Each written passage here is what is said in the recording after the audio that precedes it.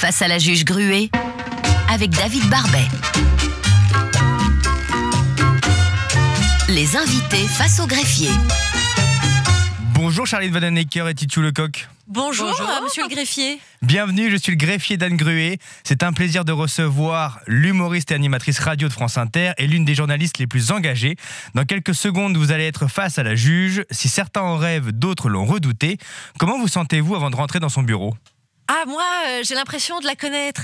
Parce que je la suis un petit peu, évidemment, depuis de nombreuses années d'ailleurs. Et donc, moi, je suis ravie d'être face à Anne Gruet. Je trouve que c'est un honneur. C'est trop cool. Titu ? Eh ben, un peu anxieuse, parce que quand même, madame la juge, s'il vous plaît. Donc voilà, ça va être ma première fois face à une juge. Je tiens à le dire, je n'ai pas de casier jusqu'à présent. On va voir ça. Niveau de stress de 0 à 10 ? 1, parce que quand même on a envie de bien faire. Voilà, mais bon, je ne dirais pas de stress. L'envie de bien faire, c'est 10, donc ça met un 1 en stress, on va dire. Ah non, moi j'irais 6, mais 1, t'as un problème de tension. À 1, faut que j'appelle le SAMU, tu vois, je m'inquiète. Oui, mais c'est pas indexé sur la tension. À mon avis, je dois avoir un petit 12 de tension, peut-être. Vous avez des craintes, des peurs ? Mais non, pourquoi ? C'est de la radio, c'est chouette. Évidemment, non. Bah pourquoi ? Bah non, franchement, si j'avais des craintes ou des peurs, je serais pas venue. Parce qu'on n'est pas obligé de venir, dans le fond. Voulez-vous bien me fournir tout ce que vous avez sur vous comme effet personnel, s'il vous plaît ? On en aura besoin pour plus tard. Alors moi, je n'ai rien sur moi. Mais regardez, hop, rien de rien. J'ai rien. C'est impossible. Moi j'ai un chouchou. Téléphone ? Ah, j'ai un... Non, regardez, la seule chose que j'ai dans ma poche, c'est ce qu'on appelle en Belgique une synopine. Suivez-moi, il est l'heure de rentrer dans le bureau de la juge Gruet. Et n'oubliez pas, ce qui n'est pas toute la vérité n'est pas la vérité du tout. Le formulaire. Oui. Patronne, vos invités d'honneur sont arrivés. Bonjour Charline Vanhoenacker, bonjour Titu Lecoq. Bonjour madame la juge. Bonjour. Qui répond la première, puisque je vois que vous êtes pour chacune l'avocate de l'autre. Ah, ok. Alors, très bien. vous pourriez peut-être répondre, Titu Lecoq, pour les questions posées à votre comparse. Votre nom, Vanhoenacker, prénom, Charline. surnom, Bah, je sais pas, Sacha. ma bichette. Alors entre nous, souvent c'est ma bichette ou des choses comme ça. son âge, On a quasiment le même âge, mais je dirais 42. Non. Vas-y, combien? Ah, je suis un peu plus âgée. Ah, là tu m'annonces 56. Waouh. mais non, Madame Vanhoenacker est née en 77, ce qui vous donne, J'ai 45, parce que j'ai eu le bon goût de naître le 31 décembre. Donc tout à fait, lieu de naissance, Eh bah, t'as dit vers Louvière. Ça existe ça? la Louvière. La Louvière. profession, Journaliste. signe astrologique. Ah, vous ne saurez pas puisque vous ne connaissiez pas la date de naissance. Le Capricorne. Et le vôtre, Titu? Verseau. Principale qualité de Mme Vanhoenacker? Loyal. Genre, t'es gentille, tu es une bonne personne, merci. ma Charline. Merci. Une bonne copine. Alors, son principal défaut? Elle lit pas les pièces jointes dans les mails. Et en fait, parfois, ça peut être embêtant. À vous, Mme Vanhoenacker. Allez, Nom de votre comparse? Lecoq. Prénom? Titu. Surnom? Moi, je l'appelle ma poulette. Son âge? 41. 41. C'est combien? Nous Non. n'y sommes pas tout à fait. Non. Non? On sait tout. Vous vous Rajeunir rajeunissez l'une l'autre. Oui. Ah, c'est vrai? Tout à T'as fait. 43? Oui. Ah ouais. Lieu de naissance, Paris. profession, Journaliste. signe astrologique, on en a parlé, c'est le Verseau. Verseau. Principale qualité, Moi, j'ai envie de dire brillante. principal défaut, C'est un défaut qui a une qualité, c'est qu'elle prend les choses en main. Moi, je vois bien, c'est dans notre binôme, la charge mentale, c'est Titu qui l'a. est-ce que vous avez déjà commis une infraction? Non, j'ai jamais commis d'infraction. Ah, peut-être un jour un excès de vitesse. Ah, misère, Oui, les heureusement. excès de vitesse, je ne peux plus les voir, Ah, c'est vrai, excusez-moi. Ouais. Ça, c'en est plein, chacun a un petit excès de vitesse dans sa poche. Mais avec modération.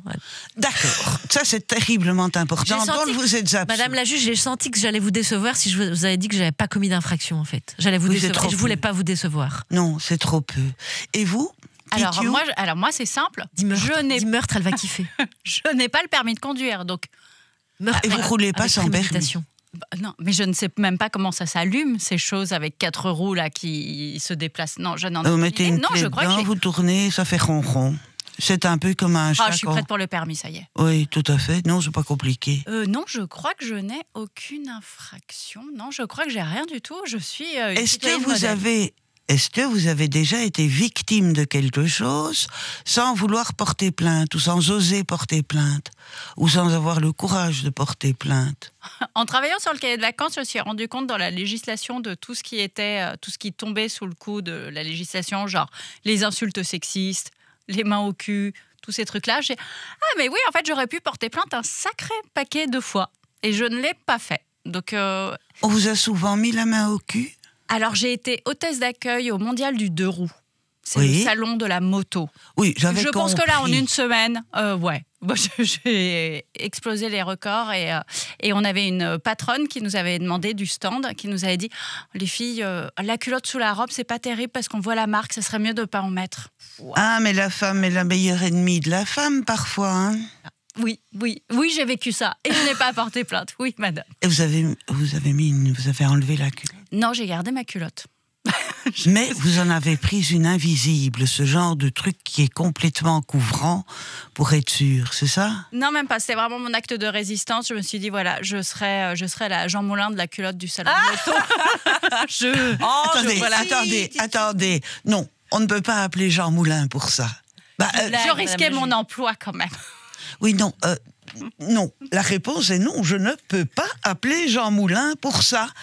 C'est pas possible. Entrez ici, Jean Moulin, avec votre cortège de culottes. Non, non, je suis désolée, excusez-moi, mais la réponse est non, pas ça. Alors la liberté d'expression, on fait quoi alors, madame la juge? Parce que c'est de l'humour, c'est justement prendre une figure. C'est ça l'humour, c'est prendre une figure la plus sacrale possible. Jean Moulin, le général de Gaulle. Non, mais général de Gaulle, et vous en faites ce que vous voulez, mais pas Jean Moulin. Mais oui, mais l'associer à la culotte, c'est justement de là que naît le rire. Ben si. Ah le non, décalage. Mais la Non, liberté d'expression, madame la juge. Je suis tout à fait favorable. Atteinte à la liberté d'expression. Là, j'appelle mon avocat. Atteinte à la liberté d'expression. Non, mais je vous explique, je suis tout à fait d'accord avec toute la liberté d'expression qu'on veut, et je crois que je suis la première à en user. Mais Jean Moulin, c'est un épisode dramatique de l'histoire. Et je refuse qu'on fasse une association entre le drame qu'a été la guerre 40 avec tout son racisme, ses holocaustes, etc. Et une culotte. Oui. Ouais, c'est pourtant le trouve Charline et moi. Et pourtant, toutes les sens du rire fonctionnent comme ça. Le rire est destiné à garder conscience du drame, c'est-à-dire en rappelant qu'il a existé, puisque la blague fait réexister cet épisode. Eh ben si. Et avec le recul, parce que ça voudrait dire qu'on peut pas quand Charlie Hebdo est massacré dans un attentat, ça veut dire qu'on peut pas faire de blagues dessus comme eux l'auraient fait. Et Charlie Hebdo lui-même, quand il y a un attentat ou quand il y a un drame, par exemple un tremblement de terre en Italie, fait des blagues dessus. Donc ça voudrait dire qu'on peut pas utiliser ce qu'on appelle le rire de catharsis. C'est pas de la catharsis déjà, à mon avis, de faire ça et culotte, mais je suis parfaitement d'accord que Volinsky avait dit « Je vais te mes cendres s'acheter dans le WC pour voir les fesses de ma femme tous les jours Ouais. ». Donc, il s'est moqué de lui-même. C'est une question de savoir, à mon sens, donc vis-à-vis de quoi ou de qui est-ce que l'humour Mais là, vous pouvez le prendre à l'envers. Vous pouvez dire que c'est de l'autodérision, où je suis sur une histoire de culotte et je cite Jean Moulin, ce qui est plutôt à mon désavantage qu'à celui de Jean Moulin. Est-ce que vous pensez que mon compte-rendu sera bon à la fin de notre entretien? Je sais pas. Est-ce qu'on n'a pas plutôt envie d'en avoir un mauvais? Alors, à vous deux maintenant, votre chanson préférée du moment? Moi, ça fait des mois que je suis toujours sur Juliette Armanet, ça ne me quitte pas, ça me hante, voilà, Les premières notes? Comme un coquelicot. Et voilà.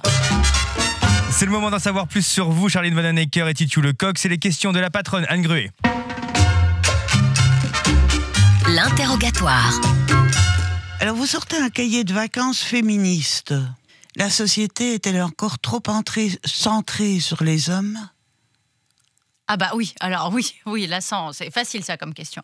Oui, je trouve ça aussi. Je vais vous poser une autre question. Ouais, allez-y un peu plus, cela, trop facile. Vous avez écrit sur le féminicide. Oui. C'est quoi le féminicide? Alors, c'est le fait de tuer des femmes parce qu'elles sont des femmes. En fait, je travaillais comme journaliste je faisais un recensement en France des femmes tuées par leurs compagnons ou ex-compagnons. Oui. Et donc, il y avait la discussion où je me disais, autant l'institution judiciaire, en fait, le fait de tuer son compagnon ou sa compagne est une circonstance aggravante, ça fonctionne très bien. Et la justice, elle est là pour juger des cas particuliers, une affaire en particulier. Moi, mon travail de journaliste, c'est pas ça. C'est de prendre... Donc, je prenais l'addition de tous ces cas particuliers et je me disais, en fait, si on les fait plus, à la fin, on se rend compte qu'on est face à un fait de société, un phénomène de société. Et mon travail de journaliste, c'est de montrer ce qui revient à chaque fois. C'était souvent au moment de la séparation, c'était donc souvent des hommes qui tuaient des femmes. Et donc, c'est là où je me suis dit, le terme de féminicide est utile pour dire à la société, regardez, en fait, on a un problème de violence faite aux femmes et il va falloir qu'on ait une politique pour ça et qu'on fasse quelque chose.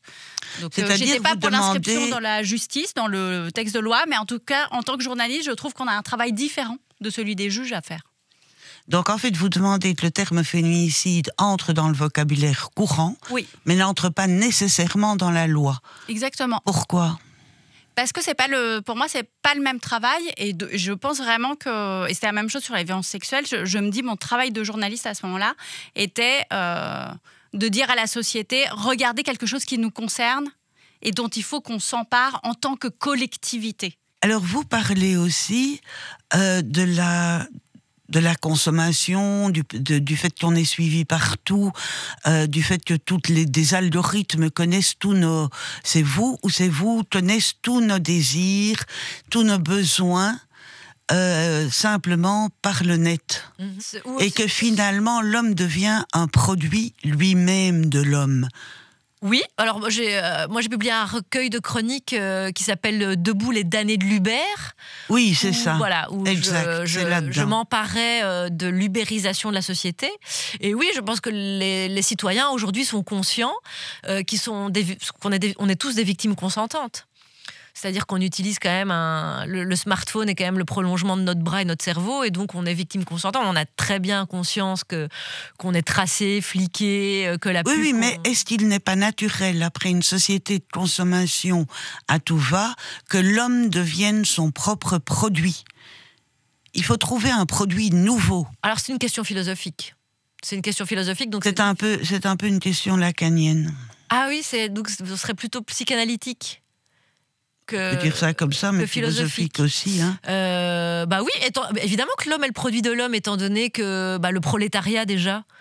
Alors moi, je crois que j'avais écrit là-dessus, mais sur les réseaux sociaux. Et alors j'avais fait à l'époque un truc effectivement sur Lacan et sur le stade du miroir, mais face à ton profil Facebook ou autre. Et qui était effectivement de se dire maintenant qu'il faut se vendre sur les réseaux. En fait, tu vends quoi ? Tu vends toi-même. Donc, tu es ton propre patron, ton propre produit et ton propre ouvrier. Et donc, tu dois te mettre en avant, te mettre en scène pour réussir à te vendre sur les réseaux parce qu'on sait que y a plein de métiers où ça fonctionne comme ça. Il faut être présent dessus. Déjà, dans la phrase on est le produit de la société. La société, c'est la société des hommes. Donc, c'est les hommes qui fabriquent des hommes avec un grand H. Oui. Les êtres humains. Les hommes et les femmes, bien sûr. C'est-à-dire la communauté humaine. Bien, mais c'est parce que nous venons de parler de féminisme et des hommes avec un petit H, alors je précise. L'humain, voilà. Ouais. Voilà. C'est pour vous, Titiou, que je vais terminer avec cette phrase magnifique de Balzac que vous aimez bien. Émanciper les femmes, c'est les corrompre. Honoré. Oui, alors ce qui est génial avec Balzac, c'est qu'on peut tout lui faire dire, c'est-à-dire qu'on peut... C'est pour ça, il y avait une vraie question de... Je ne lui fais pas dire, il l'a dit. Oui, non mais on peut... Et alors je peux vous trouver des phrases complètement féministes qui ont l'air d'avoir été écrites en 2022. Et en fait, comme il n'avait pas une opinion très... Son opinion était fluctuante selon la personne à laquelle il s'adressait et aussi un peu le courant politique dominant du moment. Il était assez opportuniste. Du coup, et donc ça a posé cette question qui était pourquoi Balzac n'est pas au Panthéon ? C'est parce que la gauche a récupéré Balzac en disant oui, c'est l'écrivain du peuple, etc., révolutionnaire, on veut le mettre au Panthéon. Et la droite a dit ah non, Balzac c'est l'écrivain de la droite française, monarchique, catholique, etc. Oui. Et en fait, c'est là où on peut dire qu'il est féministe et on peut dire qu'il est horriblement misogyne, et les deux sont vrais. Magnifique, je vais céder la parole à monsieur le greffier sur ces belles paroles. Charline Vanhoenacker, vous êtes animatrice à succès sur France Inter, mais votre émission s'est arrêtée. Est-ce que vous avez pensé à partir ? Non, je n'ai pas pensé à partir parce que la chaîne m'a tout de suite fait des propositions qui étaient intéressantes. On est triste, évidemment, que ça s'arrête.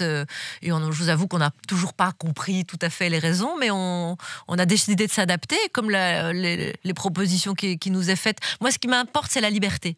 C'est-à-dire, si on me garantit la liberté d'expression, et aujourd'hui, dans le paysage audiovisuel français, il y a finalement peu d'espace, ne fût-ce qu'en radio. Vous savez que l'écrasante majorité du paysage audiovisuel français est détenue par des milliardaires.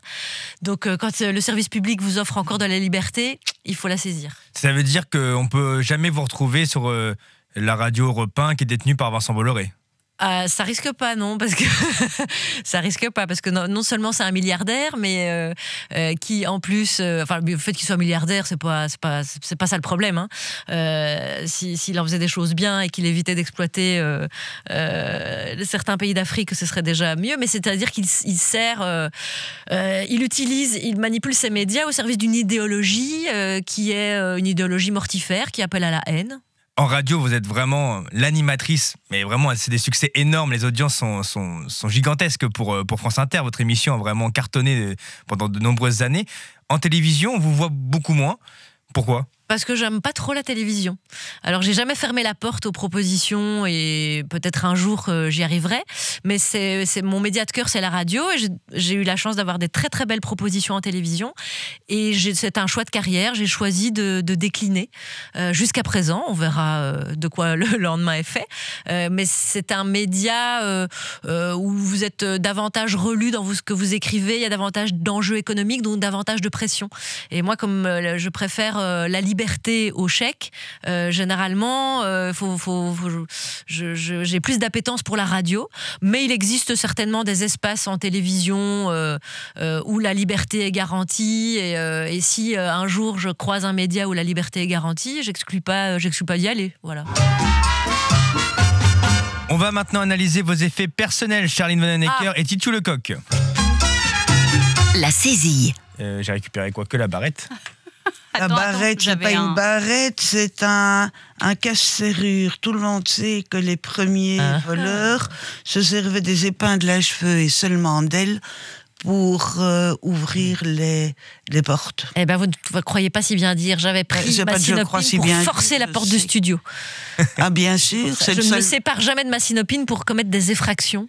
Comment et tu rentrer par synopine ? Comment ça s'écrit ? S-Y-N-O-P-I-N-E. Ouais. Étymologiquement, ce serait intéressant. Je vais rentrer et ouvrir le Robert étymologique pour voir d'où ça vient. Mais parce que c'est pas un belgicisme, ça doit un mot comme ça, ça doit être un. C'est un mot qui vient bien sûr du latin, du grec plutôt, du grec. À mon avis, à cause du grec. Vous avez raison, évidemment. Il y avait un indice dans le mot. Payé pour ça. Patronne, parmi les objets, on a donc un chouchou. Un chouchou. Oui, ça s'appelle tout à fait un chouchou. Oui. Et donc. Qui est votre chouchou ? Puisqu'un chouchou, forcément, c'est un chouchou. Alors, comme j'ai 2 enfants, c'est vraiment la question interdite. Et il y avait eu un article qui disait, pour savoir qui est votre chouchou, c'est simple, c'est celui dont vous avez mis la date de naissance comme code sur des trucs informatiques. Ah, marrant. Et je m'étais dit, c'est un bon. Et ça fait que maintenant, je fais attention, je mets les deux dates de naissance selon les. Bon, en me disant s'ils sont à égalité. Ce sont 2 petits garçons. Oui. D'accord, ce sont 2 chouchous. Oui. Tu es le chouchou de mon cœur. Vous ne connaissez pas ? Non. Ah non, ça je connais pas. Ah ben vous pourriez chanter. Vous êtes les chouchous de mon cœur. Oui, c'est une chanson. Bon, je sais que je chante faux. Personne ne la connaît, mais c'est bien, c'est une chanson quand même. On est là pour découvrir. Avec Madame la Juge, on découvre des poèmes, des chanteurs. Voilà, tout à fait. C'est ça le but aussi, c'est l'échange, c'est le partage. On est dans le partage, on est dans l'échange. C'est le changement de code, j'ai d'autres codes que vous. Faut réinventer la radio, monsieur le greffier. Faut réinventer peut-être la justice, même, je sais pas. Charline et Titu, vous êtes un peu radine en objets. C'est la première fois qu'on me donne si peu d'objets. Concernant les invités, pourquoi vous avez que ça à me donner ? C'est ça, être radin, vous trouvez ? Bah oui, parce que d'habitude on a beaucoup de choses dans les poches, même le téléphone, en fait, j'ai pas accès. Alors je vais vous dire, je vais vous dire pourquoi ça ne peut pas être radin. Parce que c'est pas quelque chose que j'ai choisi de vous offrir, c'est quelque chose que vous m'avez extorqué. C'est-à-dire que vous m'avez dit qu'est-ce que vous avez dans vos poches. Et ça, normalement, il y a que je sais même, je pense que même la police n'est pas autorisée à Non, demander mais ça. là, vous êtes dans le bureau de la juge. Ah oui, mais je suis pas dans un tribunal.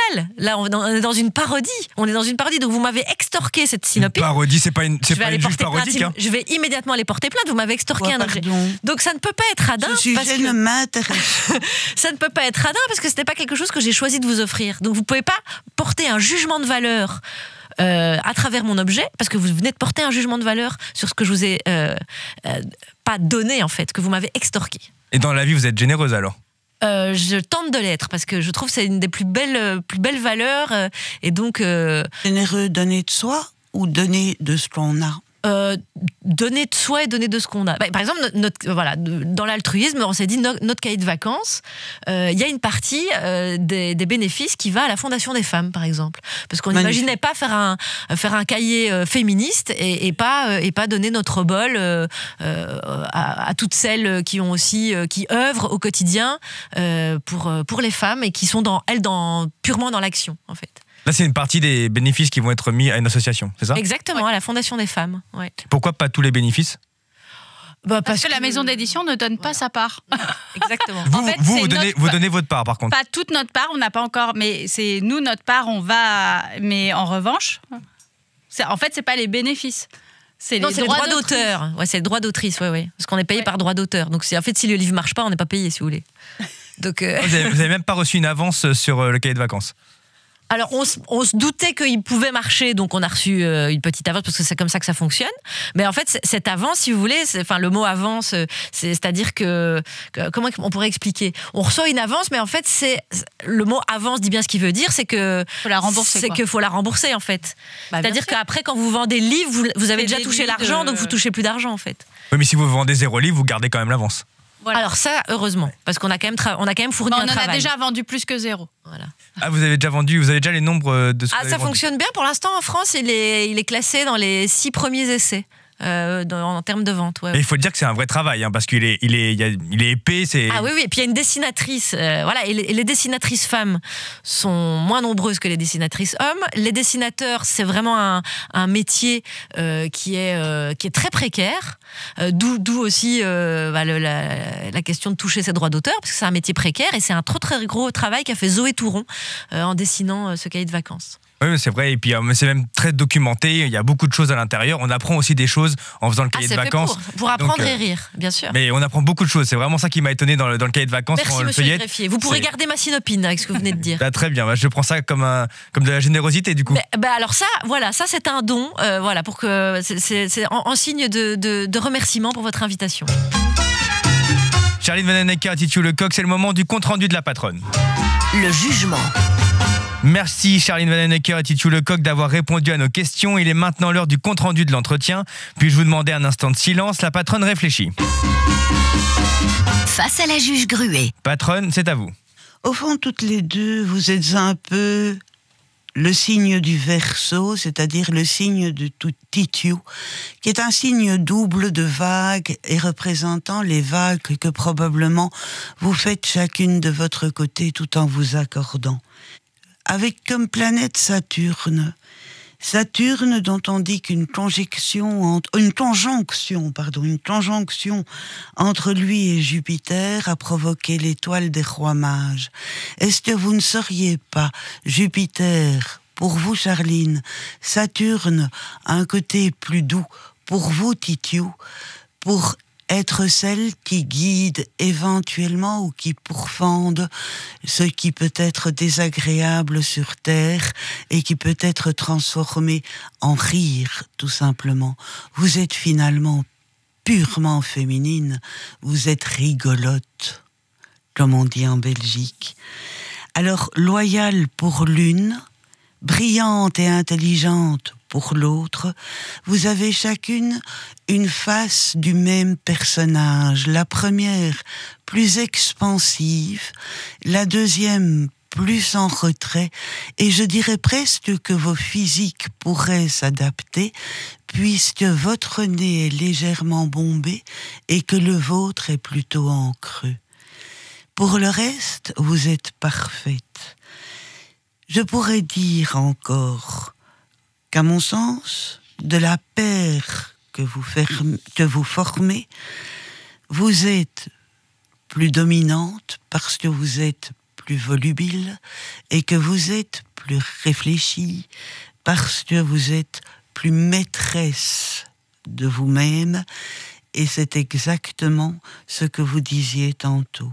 Vous marquez chacune votre stress d'une manière plus expansive pour vous, plus intérieure en ce qui concerne Titiou, mais toutes les deux avec les mains en train de se tordre sous la table, parce que finalement, vous vous demandez ce qu'on peut bien dire sur vous de manière claire et sans aucune rétention, alors que finalement, on ne dit jamais aux gens ce qu'on pense vraiment d'eux, surtout quand on ne les connaît pas et qu'on ne vit pas avec elles. Mais moi, chère Charline, je prends la liberté de l'expression de vous demander quel de vous deux est Triboulet, le fou du roi, quel de vous deux est Pierre Dac, humoriste que l'on connaît. Est-ce qu'on ne dirait pas, avec Balzac, auquel on fait dire exactement ce que l'on veut, la destinée de la femme et sa seule gloire sont de faire battre le cœur des hommes, je précise, des hommes avec un grand H, de l'être humain. Est-ce que votre destinée et votre gloire n'est pas de faire battre le cœur des hommes et des femmes? Le rire suppose un bel effort quand même. Charline Vanhoenacker et Titiou Lecoq, une réaction suite à votre jugement? Le rire étant une émotion, s'il fait battre le cœur de l'humain, ça veut dire que c'est tant mieux, ça veut dire qu'il a une utilité sociale et une utilité, je sais pas, peut-être psychique. Certainement. Oui, et pour moi, il fonctionne avec la colère. Qu'est-ce qu'on fait de notre colère? On la règle aussi par les éclats de rire. Que retenez-vous de votre entretien avec Anne Gruet? Je retiens des références culturelles que j'ai envie d'aller consulter. Avant tout. Les références que vous avez citées m'intéressent.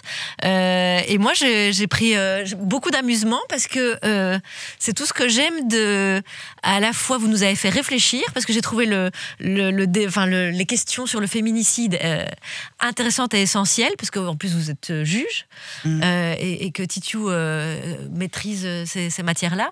Et on a ri aussi. Et on s'est bousculé mutuellement, mais gentiment, toujours avec bienveillance. Donc c'était très agréable. Moi, j'en retiens que Charline est beaucoup plus vieille que ce que je pensais, en fait. Charline Vanhoenacker et Titiou Lecoq, vous êtes libres. Face à la juge Gruet, un podcast Vivacité.